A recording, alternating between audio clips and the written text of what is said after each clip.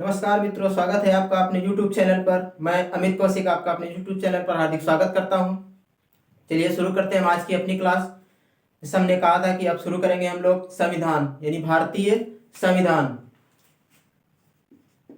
संविधान संविधान एक जो भारतीय पुस्तक है, जैसे हम लोग अन्य पुस्तकें पढ़ते हैं उसी तरह भारतीय संविधान भी एक पुस्तक मान के अगर हम पढ़े, जिसमें जैसे हम लोग कोई पुस्तक पढ़ते हैं, जैसे मान लिया आदित्य पढ़ते हैं, आदित्य हिंदी की पढ़ते हैं, तो उसमें देखते हैं 20, 25 या 30 पार्ट होते हैं। जैसे हमने देखा आदित्य में मान लिया हमने 30 पार्ट, 30 लेसन है या पार्ट है।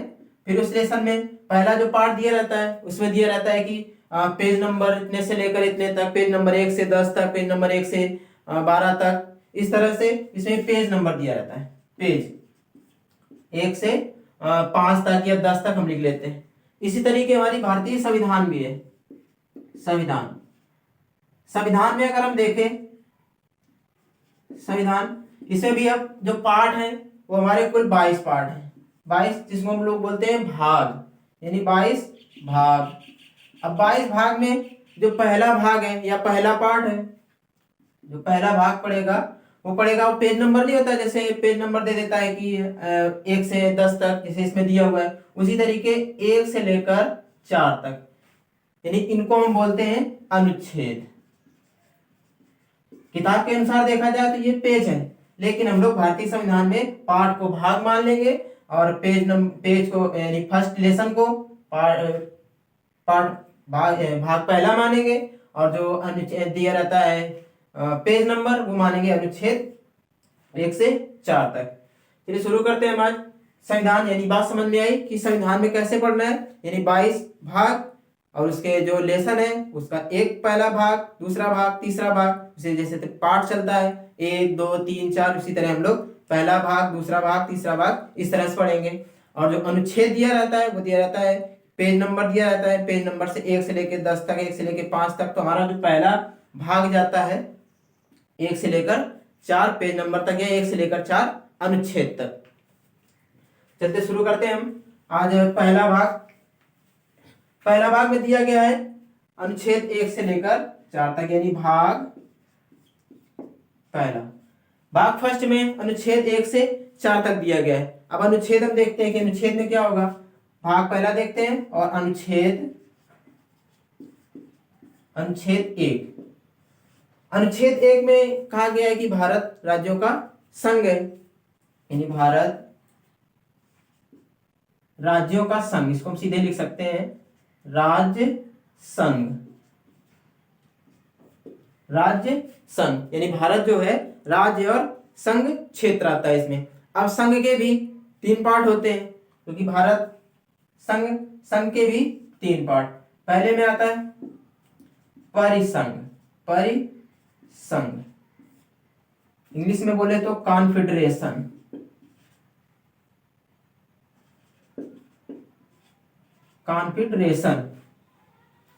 दूसरा आता है फेडरेशन। इसको बोला जाता है संघ। तीसरा आता है यूनियन। ये भी होता है संघ। तो इन 4 में से अब ये भी संघ है, ये भी संघ है, इसलिए हम लोग भारत को क्या मानते हैं, भारत को यूनियन बोला जाता है, ना कि संघ। क्योंकि संघ तो फेडरेशन भी है और परिसंघ भी है। परिसंघ का मतलब होता है कि कोई भी राज्य आसानी से अलग हो सकता है, और भारत ऐसा है जो आसानी से अलग नहीं हो सकता है, यानी सबसे कमजोर स्थिति में होता है। जैसे पुराने समय में भी था, जो मगध साम्राज्य था उसके कई सारे छोटे छोटे राज्य अलग हो जाया करते थे। एक राजा आता था, उसके समय में कलिंग साथ में आ जाता है, दूसरा उसका लड़का आता है, पता लगा कलिंग फिर निकल गया। तो ये क्या में थे, ये सब थे परिसंघ में थे, यानी कभी भी वो अलग हो सकते थे, कोई बाउंडेशन नहीं। फेडरेशन में यानी संघ में इसमें एक हस्ताक्षर होता है, समझौता होता है। इस समझौता के तहत आपको समझौता तोड़ना पड़ेगा, तोड़ने के बाद आप इस संघ से अलग हो सकते हैं। लेकिन जब बात आती है यूनियन की, यूनियन में आप एक बार अगर आ गए तो आप जा नहीं सकते। इसीलिए भारत बोला जाता है यूनियन। भारत एक यूनियन है, संघ तो है लेकिन वो यूनियन संघ है, ना कि फेडरेशन संघ। इसीलिए इसमें इस यूनियन में अगर संघ में देखेंगे तो 28 राज्य और 8 केंद्र शासित प्रदेश आते हैं। आगे देखते हैं हम लोग, फिर आते हैं भाग दूसरे पे। यानी पहले बताया गया भारत राज्यों का संघ कौन सा, ये यूनियन वाला, ना कि ये। अगर ऑप्शन में आपका यूनियन लिखा है और संघ लिखा है तो आपको यूनियन को वरीयता देनी है, जबकि हालांकि ये यूनियन हमेशा जो ऑप्शन होता है बी पे देता है, हमेशा यूनियन बी पे देता है। संघ भी नहीं लगाना है, ना तो परिसंघ लगाना है, अदर कोई नहीं लगाना है, जबकि आपको लगाना है यूनियन पे। तो यूनियन की बात समझ में आ गई कि हम लोग यूनियन क्यों कहते हैं। क्यों? क्योंकि इस पे एक बार आने के बाद आप इससे अलग नहीं हो सकते। जबकि संघ में, फेडरेशन में देखेंगे तो आप एक समझौते के तहत आए थे और समझौता जब चाहे आप अलग तोड़ के अलग हो सकते हैं। परिसंघ में इसमें कोई बाउंडेशन नहीं, जब चाहे आप अलग हो सकते हैं। इसमें देखेंगे तो इसीलिए यूएसए, जो यूएसए के राज्य हैं, यूएसए के राज्य फेडरेशन के माध्यम से, यानी ये इसका मतलब है कि जब ये चाहे तब एक समझौता के तहत अलग हो सकते हैं, वो अलग एक देश बन सकते हैं। आगे हम लोग देखते हैं भाग 2। भाग 2 में देखा जाए तो भाग 1 के अंतर्गत आते हैं अनुच्छेद 2। अनुच्छेद 2 में, अनुच्छेद 2 की अगर बात करें तो जो बाहरी राज्य है, यानी बाहरी राज्यों को अपने राज्य में, अपने देश में मिला ले, होता है अनुच्छेद 2। यानी बाहरी राज्यों को मिलाना, बाहरी राज्यों को मिलाना अनुच्छेद 2 के अंतर्गत आता है। और इसको मिला कौन सकता है? संसद। यानी संसद बाहरी राज्यों को अपने देश में मिला सकती है या क्षेत्र विस्तार कर सकती है। इसी तरीके जैसे 1975 यानी 16 मई 1975 में सिक्किम को मिलाया गया। सिक्किम को मिलाने का एक कारण भी था, क्योंकि 19 जैसे चाइना था, चाइना ने ऊपर जो तिब्बत था उस पर अटैक करके, चाइना ने अटैक किया तिब्बत पर, और 1959 में चाइना के जितने भी लोग थे, चाइना के लोगों ने इस पर अटैक करके चाइना को, इसको तिब्बत को अपने अंडर में ले लिया। अब तिब्बत को जब अपने अंडर में ले लिया तब देखते हम, तो अब जब देखा कि तिब्बत जो सिक्किम था वो भी एक देश हुआ करता था, उस समय में सिक्किम भी एक देश था। अब जब सिक्किम एक देश हुआ करता था, उसी समय पर चाइना वालों ने तिब्बत को उठा के, यानी तिब्बत को खाली कराया। खाली कराने के बाद तिब्बत के जो परिवार के लोग, जैसे सपोज दैट 4 लोग होते हैं, 4 लोग में एक लोग को भेजा, एक लोग को दूसरी जगह डाल दिया, एक को मंचूरियन में डाल दिया, एक को सिंजियांग में डाल दिया, एक को हांग चाइना में डाल दिया, एक को बीजिंग में डाल दिया। यानी एक परिवार के लोगों को हर जगह, यानी एक एक जगह डाला, पूरा तिब्बत खाली करा के किसी को कहीं इस तरह से फेंका। और फेंकने के बाद उससे इस पे जो तिब्बत था, तिब्बत पे लाके पूरे चाइना को भर दिया। यानी इससे पूरा बिखराव पैदा हो गया, बिखराव के साथ साथ तिब्बत पर पूरी तरह से चाइना का कब्जा हो गया। अब जब देखा सिक्किम भी उस समय एक देश था, सिक्किम तुरंत भाग के आया भारत के पास, बोला ऐसा करिए, हमको अब अपने में मिला लेनी है, मरने से अच्छा है कि हम आपके साथ रहेंगे। तो भारत बोला ठीक है मिल जाओ, कोई दिक्कत नहीं। लेकिन बोला कि भारत हम भाई संघ है, आप मिल सकते हो, और मिलने के साथ साथ संघ है, अब मिल जाओ, और जब आप एक हस्ताक्षर के तहत आप मिलते हैं, और उसके बाद जब आपका इच्छा हो तब आप हमसे अलग हो सकते हैं। तो सिक्किम ने बोला, सोचा ठीक है, जब तक रहते हैं साथ में रहेंगे, जब नहीं अच्छा लगेगा तो हम अलग हो जाएंगे। लेकिन जब 16 मई 1975 को जब ये मिल गया, भारतीय राज्य बन गया, तब सिक्किम को बताया गया कि देख भाई ऐसा है, हम लोग संघ तो हैं लेकिन हम लोग फेडरेशन ना होके क्या है, यूनियन है। जब सिक्किम को पता चला कि ये यूनियन है, इसका मतलब एक बार आने के बाद अब आप जा नहीं सकते हैं। अब सिक्किम तो अब आ तो चुका था, बोला कि ऐसा है कि जैसा कि हमारे साथ या तिब्बत के साथ जैसा चाइना ने किया, आप वैसा हमारे साथ ना करें। यानी हम लोग जहाँ पे रह रहे हैं हम लोग को रहने दें, आपके जो आपके लोग हैं हमारे साथ भेदभाव ना करें, और हम अपने राज्य को एक राज्य मान के हम लोग रहते रहेंगे। तो भारत ने भी कह दिया कि ठीक है, हम किसी भी राज्य के साथ भेदभाव नहीं करते हैं, क्योंकि भारत एक ऐसा संस्कृति है भारत की कि किसी भी राज्य के साथ भेदभाव नहीं किया जाता है। इससे अच्छा उदाहरण आपको क्या मिलेगा कि जहाँ पे लोग सांप सांप देखा है? सांप सांप जैसे जहरीले जानवर को जो दूध पिलाते हैं, वहां की अच्छी संस्कृति आपको कहाँ से मिलेगी? यानी कौन सा ऐसा देश होगा जो सांप को दूध पिलाएगा? यहाँ पे ऐसी संस्कृति है कि आप किसी भी व्यक्ति, किसी भी जात, किसी भी धर्म के साथ भेदभाव नहीं किया जाता है। तो यानी सिक्किम भी बोला ठीक है, साथ में रहेंगे, कोई दिक्कत नहीं। तो यानी सिक्किम को मिलाया गया, ये एक एग्जाम्पल है। यानी विदेशी चीज को हम लोग या विदेशी देश को हम लोग भारत में मिला सकते हैं, संसद उसको मिला सकती है। आगे देखते हैं अनुच्छेद 3 में।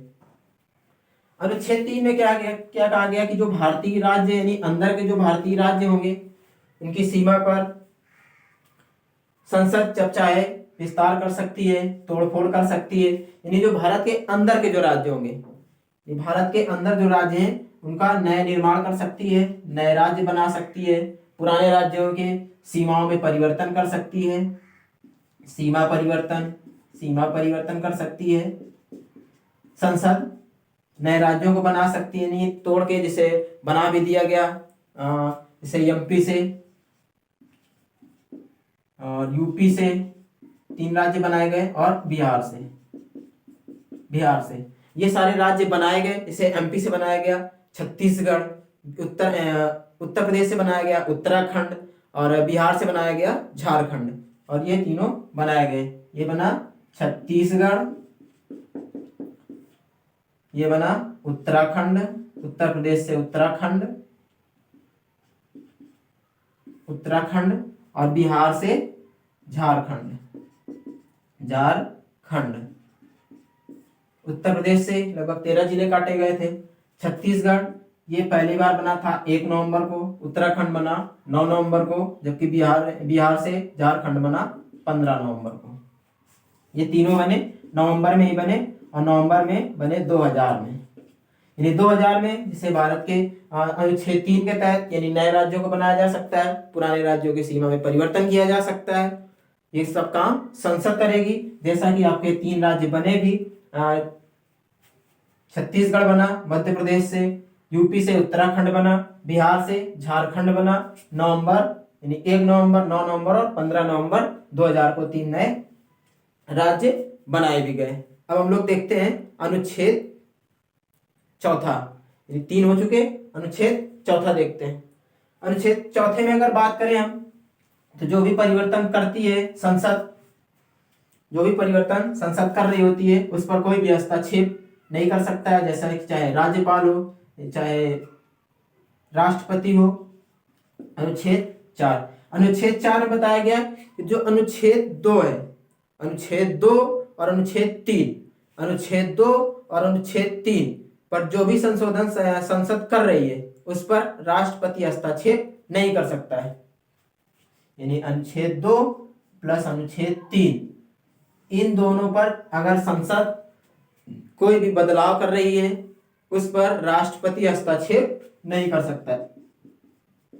राष्ट्रपति हस्तक्षेप नहीं करेगा जिस समय संसद इस पर बदलाव कर रही है। और संसद को भी बदलाव करने के लिए अगर 50% सीटें अगर उसके पास हैं, यानी 50% सीटें के अगर किसी भी पार्टी के पास है, तो वो जो चाहे संसद राज्य को घटा सकती है, बढ़ा सकती है, सीमा परिवर्तन कर सकती है। अगर हम देखें तो इस समय 545 है, 545 अगर निकालेंगे आधा, तो लगभग 273 सीटें अगर किसी इस पार्टी के पास हैं, तो वो जब चाहे तब किसी भी राज्य का नाम बदल सकती है। किसी भी राज्य से राज्य का नाम, अभी तेलंगाना भी अलग कर दिया गया 2014 में, अभी महाराष्ट्र से विदर्भ अलग करने का सोचा जा रहा है, इसको भी अलग कर सकती है। अगर इनको अलग करने के लिए उस राज्य से अनुमति लेने की आवश्यकता नहीं होती है। यानी किसी भी राज्य को चाहे उसका नाम परिवर्तन करना हो, यदि उत्तर प्रदेश है, उत्तर प्रदेश का अगर अब फिर पुराना नाम रखना चाहे, या उत्तर प्रदेश का नाम अगर योगी प्रदेश रख दिया जाए, वो भी हो सकता है। किसी दूसरे राज्य का नाम अदर रख दिया जाए, वो भी हो सकता है। लेकिन ये सब करने के लिए संसद फ्री है, और फ्री के साथ साथ उस राज्य से पूछने की आवश्यकता नहीं होगी। यानी उस राज्य से किसी भी तरह की सलाह लेने की या पूछने की आवश्यकता नहीं है। वो जैसे चाहे उसका जो नाम चाहे वो परिवर्तित कर सकती है, बशर्ते उसके पास 273 सीटों से ज्यादा होनी चाहिए। जैसा कि इस समय बीजेपी के पास 300 से अधिक सीटें हैं, इसीलिए जो भी कानून या बिल होता है धड़ल्ले से पास हो जाता है।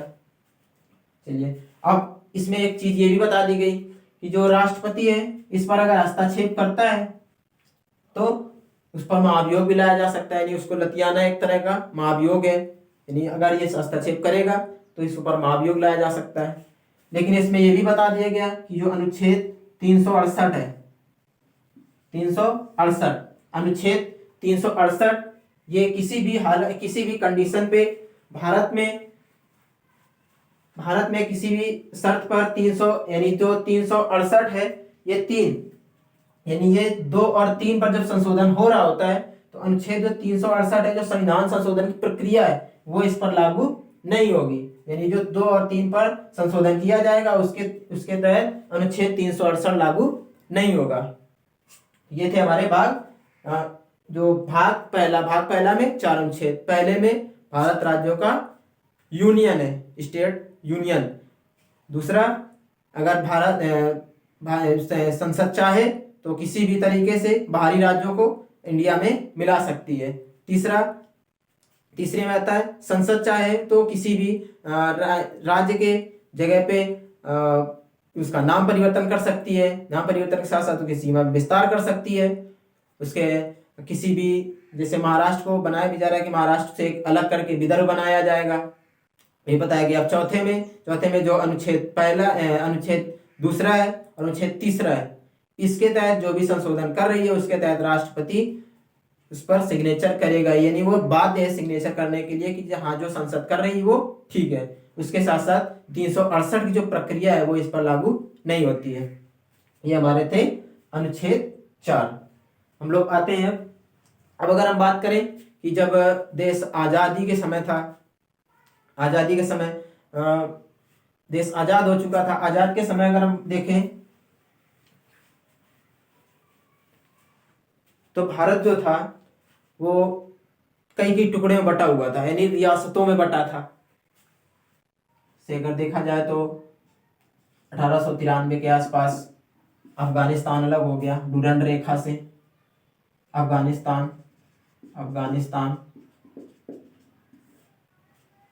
फिर 1935 से म्यांमार अलग हुआ।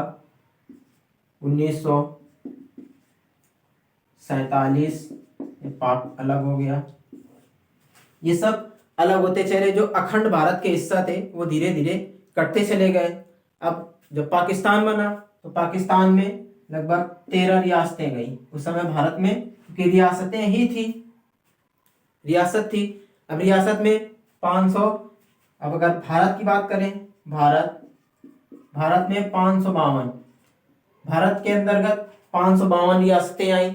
इन 552 रियासतों में 549 जो रियासतें थी वो तो आसानी के साथ भारत के साथ मिल गई, लेकिन जो कुछ 3 बची, यानी 3 जो रियासतें थी, इन 3 रियासतों में पहली रियासत थी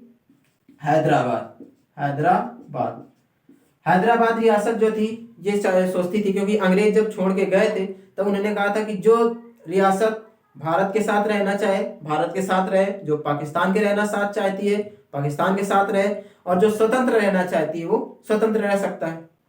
यानी हैदराबाद उसने सोचा कि हम भारत के साथ न रह के पाकिस्तान के साथ रहेंगे।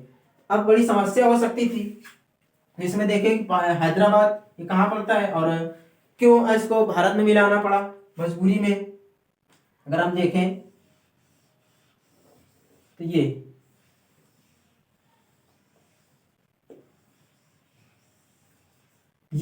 हमारा हैदराबाद यानी तेलंगाना का इलाका है, ये पाकिस्तान का इलाका है। अब ये हैदराबाद बोल रहा है कि हम रहेंगे पाकिस्तान के साथ।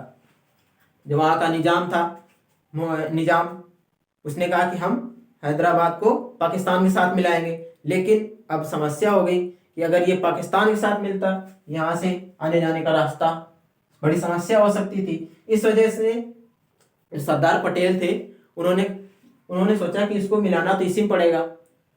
यानी सबसे ज्यादा अगर किसी रियासतों को मिलाने में अगर सबसे ज्यादा किसी का योगदान रहा है तो 3 लोगों का योगदान रहा है। यानी भारत को एक साथ या एकजुट करने में 3 लोगों का विशेष योगदान रहा है। सरदार पटेल, वीपी मेनन और लॉर्ड माउंटबेटन। लॉर्ड माउंटबेटन आजादी के समय भारत का ही साथ दिया था। इस वजह से इन 3 लोगों ने भारत को सबसे ज्यादा एकत्र करने में सहायता करी। अब जो सरदार पटेल थे उन्होंने आर्मी के जो जवान थे उनको पुलिस की वर्दी पहनाई, आर्मी के जो जवानों को पुलिस की वर्दी पहनाई और ऑपरेशन चलाया, ऑपरेशन पोलो। इसमें पुलिस के ही जवान थे, इसमें आर्मी के जवान थे पुलिस की वर्दी में, और ऑपरेशन पोलो के द्वारा निजाम को इतनी मार मारा कि उसको जाके मिला लिया भारत में। निजाम फिर भारत में मिल गया। अब फिर दूसरा अगर देखें हम, दूसरे नंबर पे आता है जूनागढ़। ये गुजरात के आसपास का इलाका था। अब यहाँ पे राजा थे, एक तो राजा था मुस्लिम राजा में मुस्लिम राजा था मोहम्मद खान। यानी मोहम्मद खान ने सोचा कि हम भी भारत के साथ ना मिलके हम मिलेंगे पाकिस्तान के साथ। अब ये फिर समस्या हो जाती, ये भारत में यहाँ पाकिस्तान का इधर कब्जा, ये वाला बचा, तो अब ये वाला सोच रहे कि ये हम मिलेंगे जाके। जो मोहम्मद खान ने कहा कि हम मिलेंगे पाकिस्तान के साथ।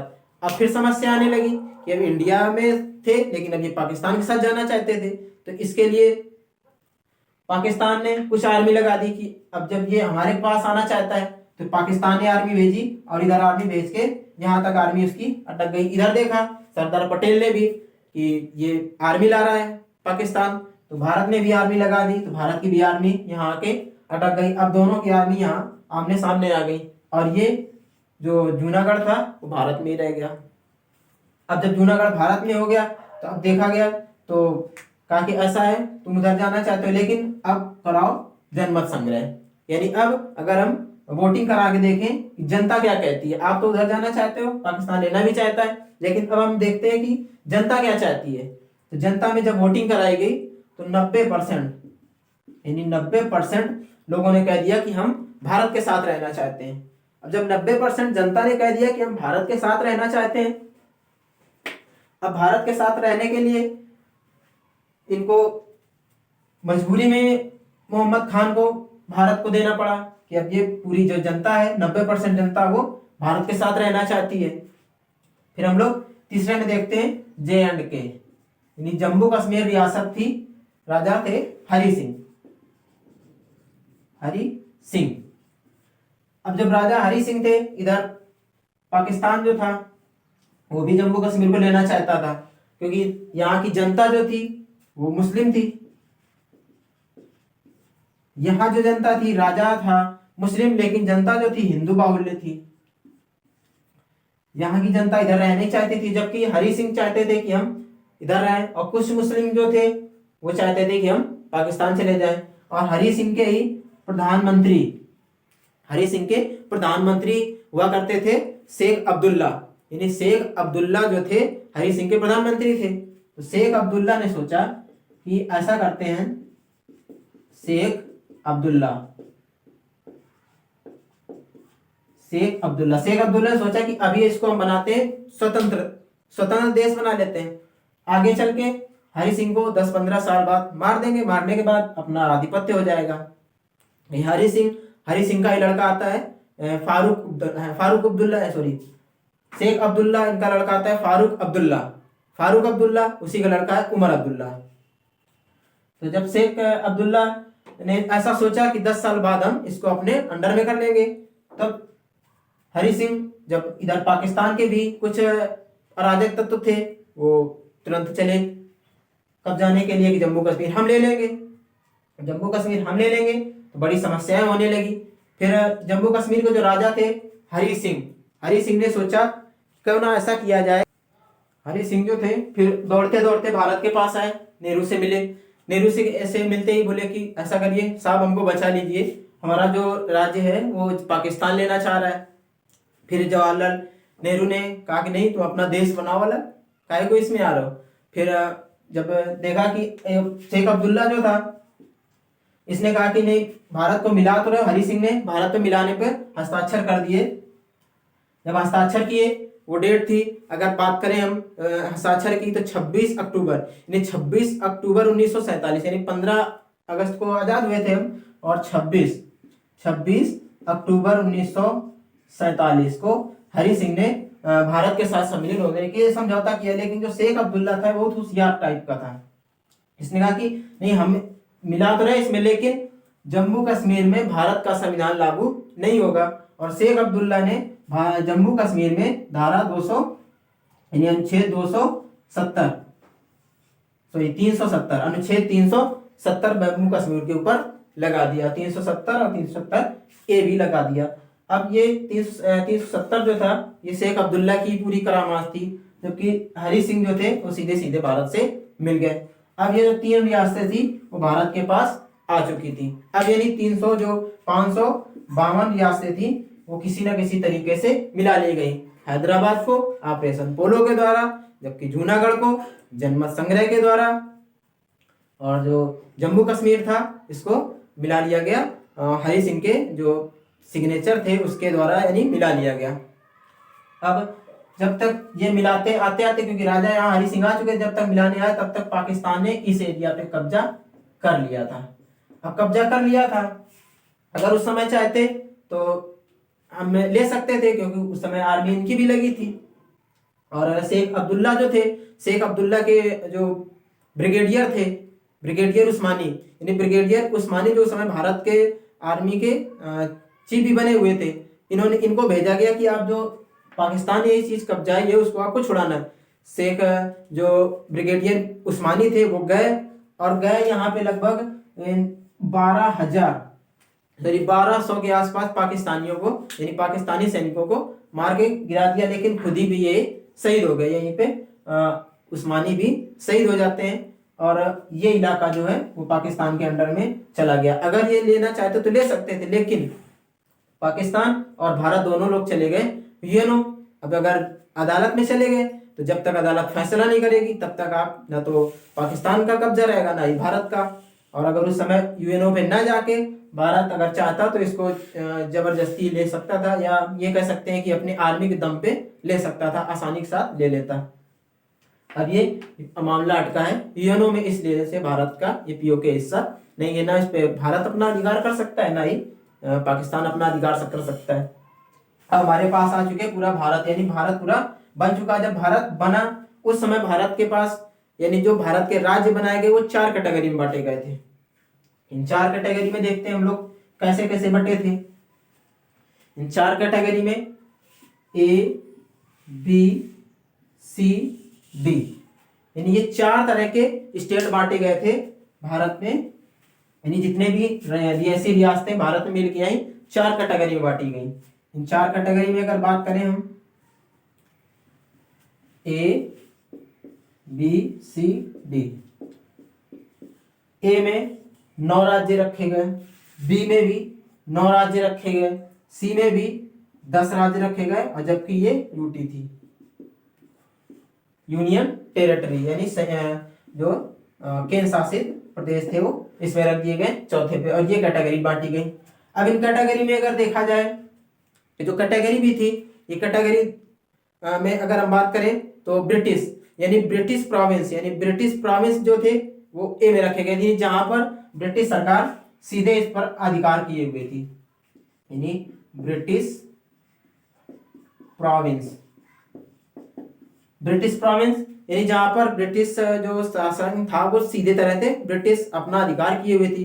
ब्रिटिश अधिकार उसी जगह करती थी जहां उसको लगता था यहाँ पर युद्ध होने की संभावना है, यहाँ पर अटैक होने की संभावना है, वहां पर डायरेक्ट ब्रिटिश शासन करती थी। जबकि जो बी राज्य में थे वो देसी रियासतें थी, बी में थे देसी रियासतें, क्योंकि अंग्रेज जो आए थे भारत में वो ये नहीं चाहते थे कि हम भारत में जाके अपना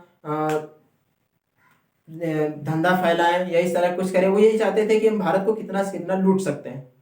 अब लूटने के चक्कर में उन्होंने राजाओं को पकड़ा, यानी जो बकलोल टाइप के राजा होते थे, बेवकूफ टाइप के राजा होते थे, उनको पकड़ते थे और उन पर अधिक उनसे बोलते थे कि हमें तुम सब कुछ करोगे, सड़क तुम्ही को बनवानी है, रहना तुम्ही को देखना है, कैसी सड़कें होंगी ये सब तुम देखोगे, बाकी टैक्स वसूलने का काम हमारा रहेगा।